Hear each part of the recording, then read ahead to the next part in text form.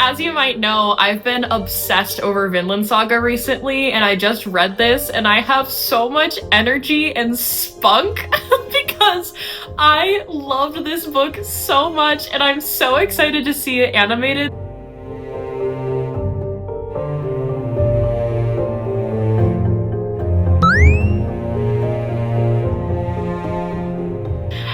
Fandom friends! Today I'm going to be starting a new series on my channel where I talk about the new Vinland Saga manga that I have not read yet that is not animated. So if you have not read these books, I highly suggest putting a pause to this video and coming back, just because I don't want to spoil you. There is still lots of this manga that still has to be animated after season 2, and everything in this book, book 8 of Vinland Saga, basically is going to start with season 3 whenever it is going to be animated. Before jumping into this book, know that this is Vinland Saga book 8 by Makoto Yukimura. There are still a number of these books left in the series that I have still yet to read, and so I will be making separate videos about all of those as I read them. I just wanted to do kind of like a deep dive breakdown of all of these books that are still left in the series that haven't been animated yet. If that's something that you would like to watch, you know, feel free to continue, but I do understand that this video is probably going to only hit like 0.1% of people. So it's mainly just for my own fun because of how much I love this and just want to talk about it. But that being said, spoilers ahead for this manga. Okay, like I mentioned, I am so happy right now. I want to see this animated so bad.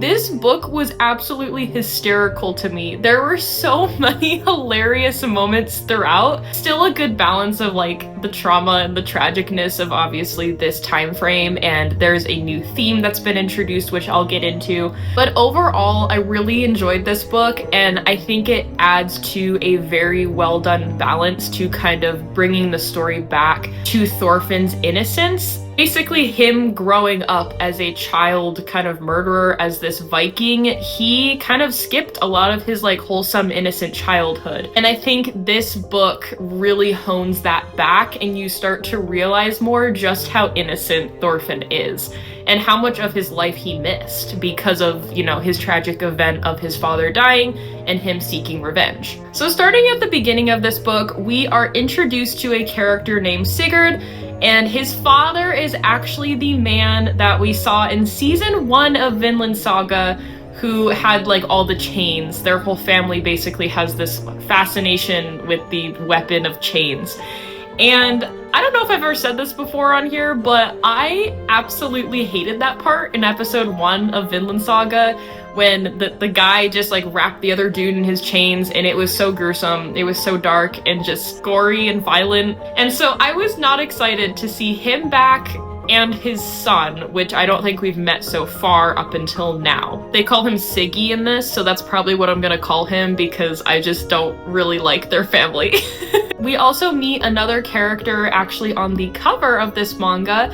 Her name is Gudrid, and she is set to marry Siggy, which of course she does not want to do. She is just the embodiment of let's empower women. During this time period, she is feeling this sense of like, I want to sail, I want to fight, I want to do things that men can do too. Why am I just sitting around at the house all day cleaning and, you know, wanting to have a child? Like, she wants to get out there and experience the world, which of course she has tried countless times to do with Leif. And up until kind of now, she hasn't really got to experience that. But what happens is basically her and Siggy have their wedding day, and after the wedding, she actually ends up stabbing her new husband. Now, while everything is happening with them, we see that Thorfinn, Leif, Einar, and a couple others are going on this trip to Greece, which is basically like halfway around the world. It's going to be like a year trip to get there, a year back, all so that they can try to make their way to Vinland. They're trying to make money, and Thorfinn is kind of trying to work alongside Mr. Chainman. Halfdane is his name, but I prefer Chainman. And so as Leif and Thorfinn and Bug-Eye and Einar, everyone is trying to leave for this new adventure, this new voyage, Gudrid actually ends up stabbing her husband on their wedding night and running away in fear of, you know, what would be her punishment. She doesn't want to be there. She doesn't want to have a kid. She doesn't really want to have a family at this time. She wants to experience the world. Obviously, Siggy is crying like a baby. He goes to his parents, and his parents basically tell him, you need to bring her back and then you'll be forgiven and we can move on with life. Whatever ends up happening to her is probably going to be very bad. We don't know exactly what, but there'd probably be a very harsh punishment. Her knowing that, she goes to Leif once again, asking if she can join their voyage to Greece. Thankfully, this time, Thorfinn kind of talks Leif into some reason, and they are able to take her away with them. Well, Siggy sees that as kidnapping, and he decides to follow them to Greece because his family knows that's where Thorfinn is going. And now they see Thorfinn as this kind of kidnapper to her, which is just not the case. She just wants to get away, let her live her life. I am so done with this chain family. Along Thorfinn's journey, we see that once they get to the Faroe Islands, there's actually been kind of a family-to-family dispute. There's been a little war that's gone on, and unfortunately one of the villages has been taken down completely, leaving only what looks like a mother, her baby, and their dog as the 3 survivors. Thorfinn actually finds these 3 and is able to rescue the baby and the dog before the mother unfortunately passes away. But now Thorfinn and crew have to take care of this baby, something none of them have experience with because they're all just men. We are at probably like my favorite, funniest part of this manga, and that is when Thorfinn is trying to understand how to feed a baby. And he looks to Gudrid and he's like, you know, you can produce milk, you can do this. And she's like, no, I can't. Like, you can't just produce milk. And I was just dying because of Thorfinn's complete innocence, and Leif and Bug-Eye and Einar just having absolutely no idea how to care for this child, and Gudrid having not really any experience either, and it's just this band of just like absolute insanity. I never thought that Thorfinn and crew would have to deal with a baby, something they know like literally absolutely nothing about. They try to find relatives to this baby's family in hopes that the baby can end up having a good life, but they're actually told about kind of that family feud, kind of village to village thing that is going on, and so they decide to keep the baby instead of just abandoning it. And of course the dog is there for some extra support as well. At this point, Siggy actually catches up to them, and Thorfinn lies to his face and says that unfortunately his wife has passed away, like, you know, go away basically. He's trying to protect her, but unfortunately Siggy does end up seeing her and he gets really upset. And now Thorfinn and crew seem to be at even more odds with this darn chained family, which I'm really worried about. There are a number of really great moments in this book that really just try to empower women. And I think that that is like a really great extra theme that Vinland Saga has added to the story. We love to see it. We love to see more female characters in this book. I think it's very suiting for this time period as well. There's also just countless scenes of just men being absolutely like foolish or scared to do things that like she is doing herself. There's just so much empowerment that came from this book that also made me just so happy to see.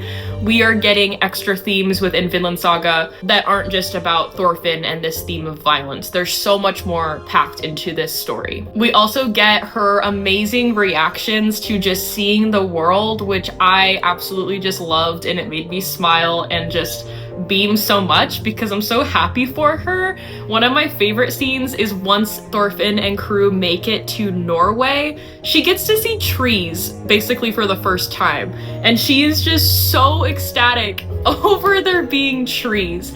Now, if you don't know, I'm obsessed with trees and nature, wildlife, all of that good stuff, and so I relate to her heavily, I feel like, because I loved the energy behind everything involving her character and her excitement of just seeing the world in such a new light, where she finally feels free for the first time in her life. Once Thorfinn and crew get off onto land, they are actually attacked by a bear.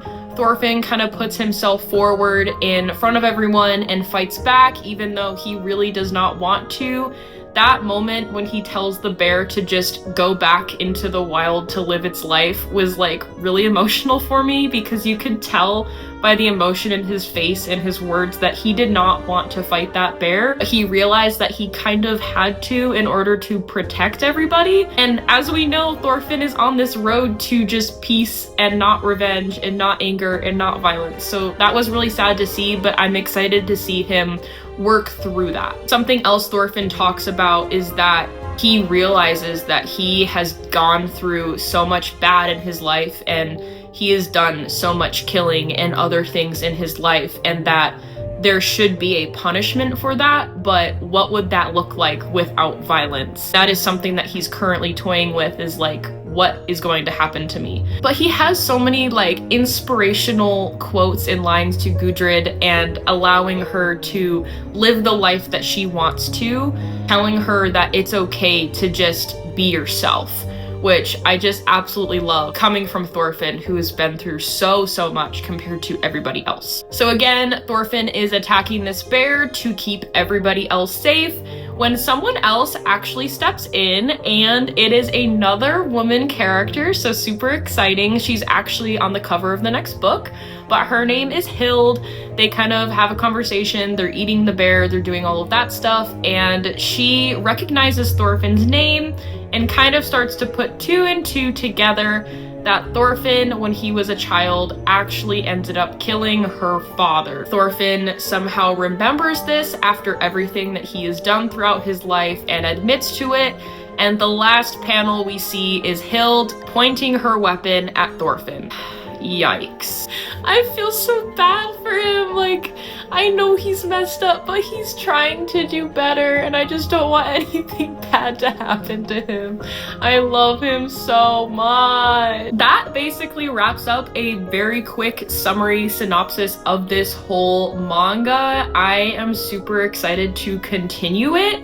I am going to be starting manga 9 ASAP, because it's come to the point where that cliffhanger is like bothering me so much that Thorfinn is in my dreams now. And I just don't want him to die. I know he's not gonna die, at least not right now, because there's so many more manga left to come, but I'm just so worried about him. I know he doesn't want to fight Hild, and you know, he wants that punishment after everything terrible he's ever done, but obviously he doesn't want to die. He's trying to make it to Vinland so that he can create a peaceful world for people. So it is on to manga 9 for me now. I am very pumped because that cliffhanger was great. I'm also very scared. But all in all, again, like I said at the beginning, this manga was just like 10 out of 10 amazing for me. We had a really great balance of comedy and all of Thorfinn's innocence and everything that went into that, compared to obviously the realistic kind of world side of it, with, of course, there still being violence in this world and this theme of women being introduced into the story. A lot of great stuff was packed into that manga, and I'm super excited to see how season 3 is going to be animated. I assume about the next 2-ish manga are going to be season 3, and obviously I'll talk about my thoughts about that somewhere down the line in the future once I do read through the manga. But as for right now, I am super excited to continue. I hope you enjoyed this video. I hope it's reaching at least somebody out there who cares about Vinland Saga as much as I do. And I also just wanted to give another huge shout out to the author, because I love Vinland Saga so much and am very sad to see the story come to an end soon, but also very excited because I have lots ahead of me. If you have read this manga, please let me know what your favorite moment was, or silliest moment, or favorite theme, anything about that. I would love to hear from you. With that, that is going to wrap up my thoughts on manga 8 of Vinland Saga. I will see you next time for my thoughts on manga 9, and even sooner for more fandom fun in the future. I hope you have a wonderful day. Bye!